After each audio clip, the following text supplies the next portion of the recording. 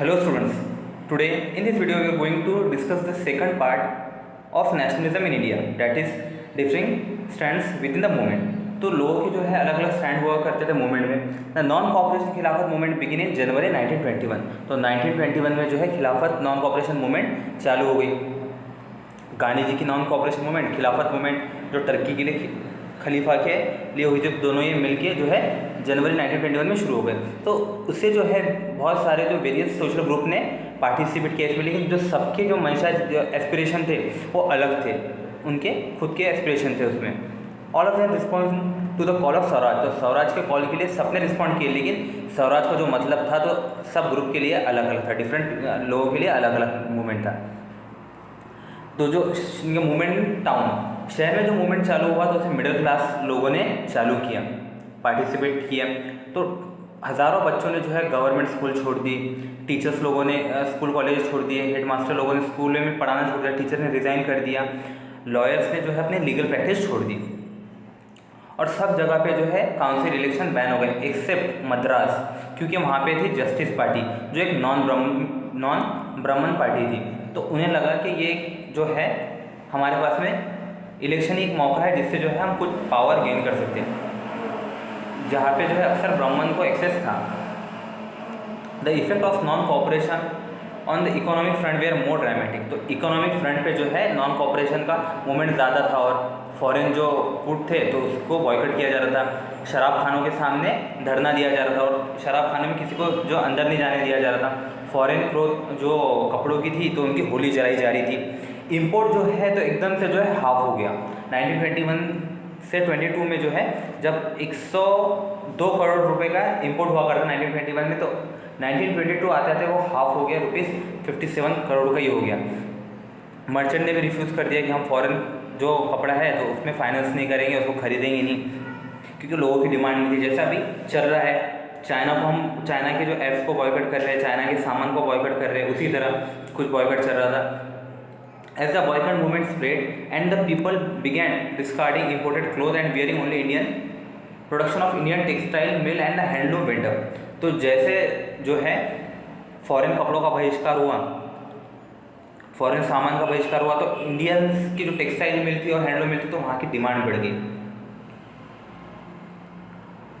But this movement in the cities gradually slow down in for a various reason. तो जो शहर में movement था तो बहुत सारे कारण की वजह से जो है ये फिर स्लो हो गया। क्यों? क्योंकि जो है खादी कपड़ा इंडिया में जो बनता था वो ज़्यादा महंगा था, रैदर है जो मिल में बनता था, जो इंपोर्ट करते थे हम, वो कपड़े से महंगा था, तो गरीब इसे अफोर्ड नहीं कर पाते थे, ठीक है, इसलिए ज़्यादा देर नहीं चल पाया।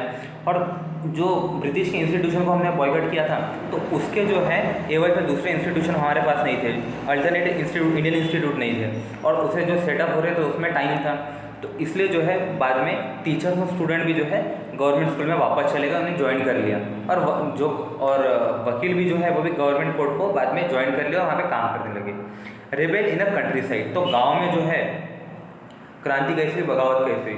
From the cities the non cooperation movement spread to the village और टू द कंट्री साइड। तो ये विलेज में शहर से गया बाद में।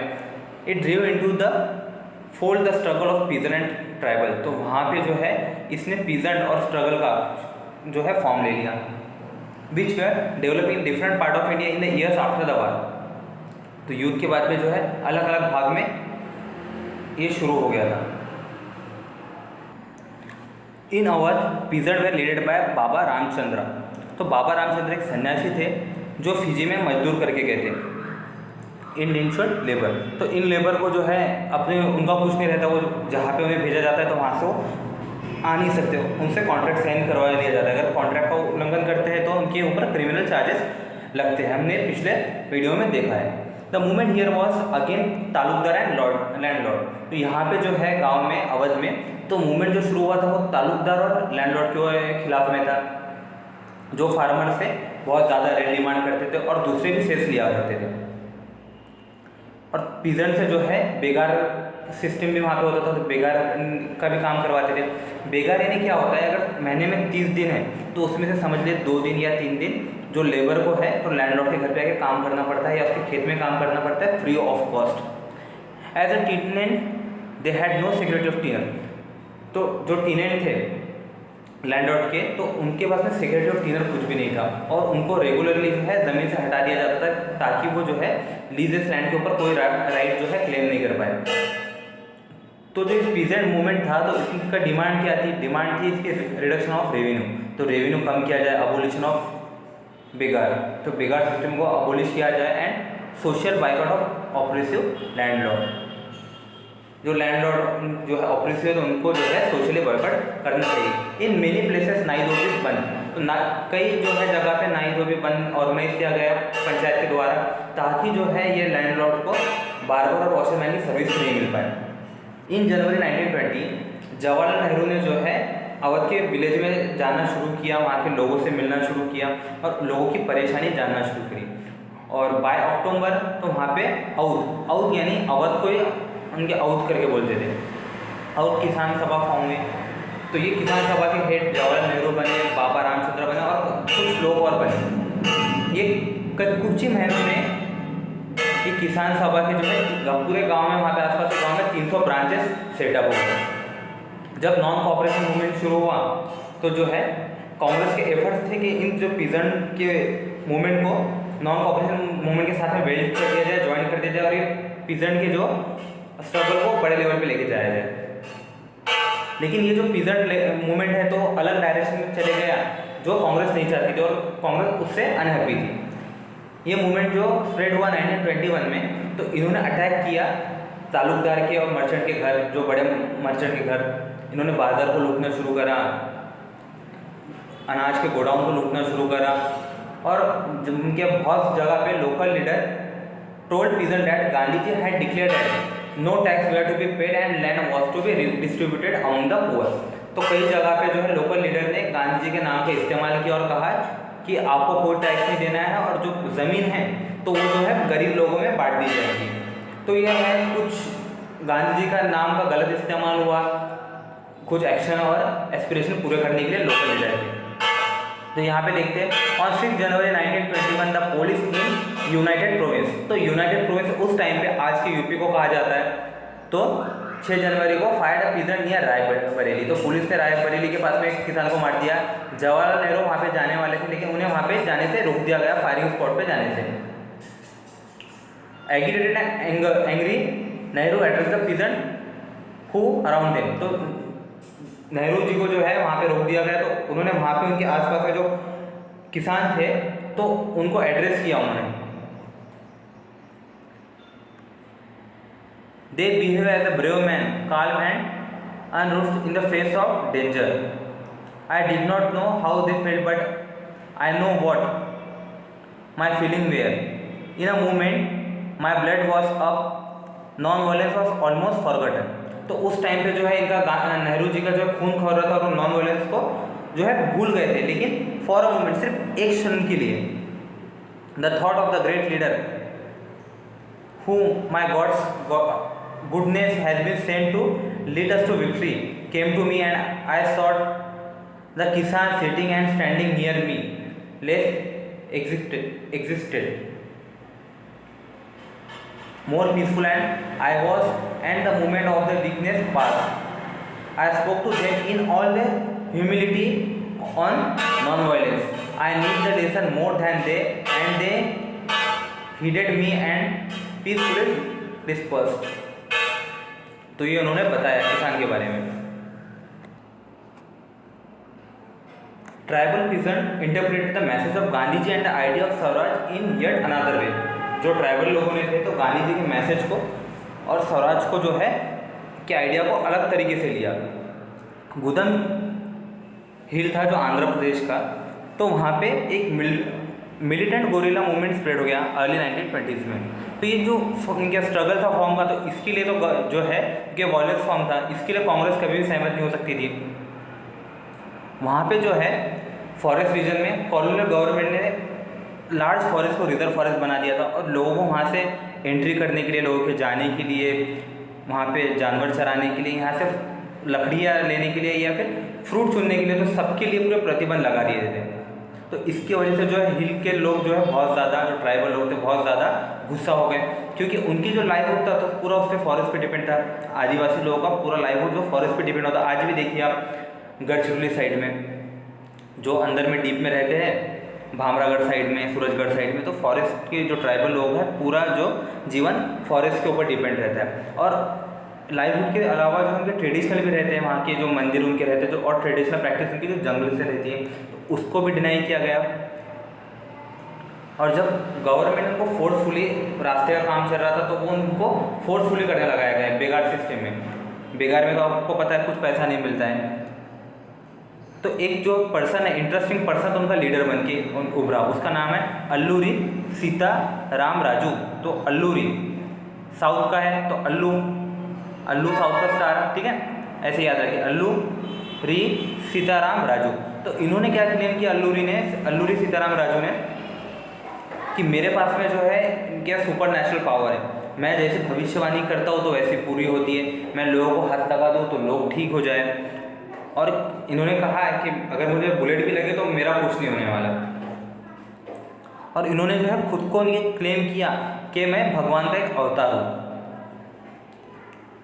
ठीक है, ये राजू ने खुद के बारे में बोला। और राजू ने फिर बाद में जो है महात्मा गांधी की भी ग्रेटनेस के बारे में बोला, और वो खुद इंस्पायर थे गांधी जी के नॉन कोऑपरेशन मूवमेंट से, ठीक है, गांधी जी के नॉन कोऑपरेशन मूवमेंट से अल्लूरी राजू खुद इंस्पायर थे। और उन्होंने लोगों से कहा भी कि आप खादी पहनिए और शराब पीने की आदत छोड़ दीजिए।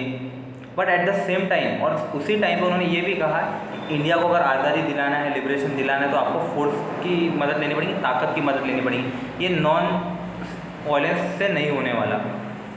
Buddha rebel attack police station, तो इनके जो रिबिलियंस थे तो पुलिस स्टेशन में इन्होंने अटैक किया, इन्होंने ब्रिटिश ऑफिसर को मार दिया और एक गोरिल्ला वार छेड़ दिया फॉर अचीवमेंट ऑफ स्वराज। आखिरी में राजू को जो है कैप्चर कर लिया गया और उनको 1924 में फांसी की सज़ा दी गई। ओवर टाइम पीपल बिकम, तो फिर बाद में ये जो है उस रीजन के हीरो बन गए। Swaraj in plantation, worker too had their own understanding of Mahatma Gandhi and the notion of swaraj. तो वर्कर की जो है खुद की एक समझ थी महात्मा गांधी के बारे में, और जो है स्वराज का खुद का एक उनका मतलब था। For plantation worker in Assam, freedom mean the right to move freely in and out of the confined space in which they were enclosed, and it mean retaining a link with the village from which they had come।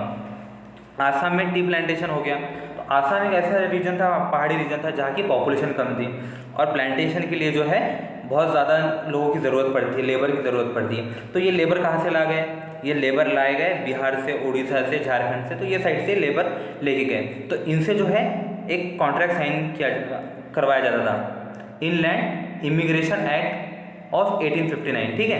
तो ये इसमें कैसा होता था, बिना जो है plantation worker बिना उनके प्लांटर के परमिशन के टी गार्डन छोड़ के जा नहीं सकता, और उनको बहुत रेयरली जो है परमिशन मिलती थी, यानी उनका सीधा एक्सप्लॉयटेशन होता था, उनको वहाँ पे रख के बहुत काम करवाया जाता था। तो प्लांटेशन वर्कर के लिए जो है आज़ादी क्या थी, उनको राइट मिले कि आसानी से जो है वो फ्रीली इन आउट हो सके वो एरिया से, टी गार्डन से, और अपने गांव से जो है लिंक बना सकते, गांव में आना जाना कर सके, जो राइट उन्हें नहीं मिल रहा था। तो स्वराज की जो है उनके लिए ये परिभाषा थी, फ्रीडम की ये परिभाषा थी उनके लिए।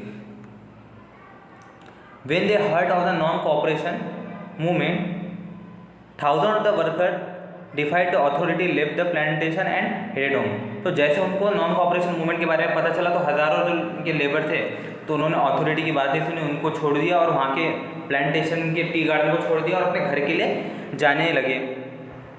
उन्हें लगा कि Gandhi Raj was coming and everyone would be given land in their own village. उन्हें लगा गांधी राज आएंगे और सबको अपने गांव में जो है ज़मीन मिलेगी और वहाँ पे हम आराम से खेती करेंगे। लेकिन वो जो है अपने गांव कभी पहुँच नहीं पाए, क्योंकि उनको रास्ते में जो है पुलिस ने पकड़ लिया गया और उनके उसको बहुत बर्बरता से पीटा गया। This vision of the movement were not defined by Congress program. तो जो कांग्रेस का प्रोग्राम था तो उसमें ये मूवमेंट्स नहीं थे, ठीक है, कि आपको जो है खेत छोड़ के जाना है या आपको अटैक करना है। They interpreted the term swaraj in their own way, imagining it to be a time when all suffering and all trouble would be over. तो इन्होंने जो है स्वराज को ऐसा इंटरप्रेट किया कि एक वक्त आएगा जहाँ पे जब उनकी सफरिंग और उनका पूरा ट्रबल है पूरी तरह ख़त्म हो जाएगा।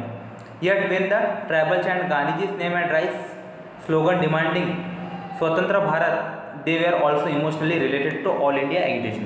तो जब ये ट्राइबल लोग स्वतंत्र भारत के इनके नारे लगाते थे तो उस टाइम उनकी भावना पूरे जो है इंडिया के एगिटेशन में शामिल होने की होती थी. When they act in the name of Mahatma Gandhi or link their movement to that of the Congress, they were identified with a movement which went beyond the limit of their limited locality.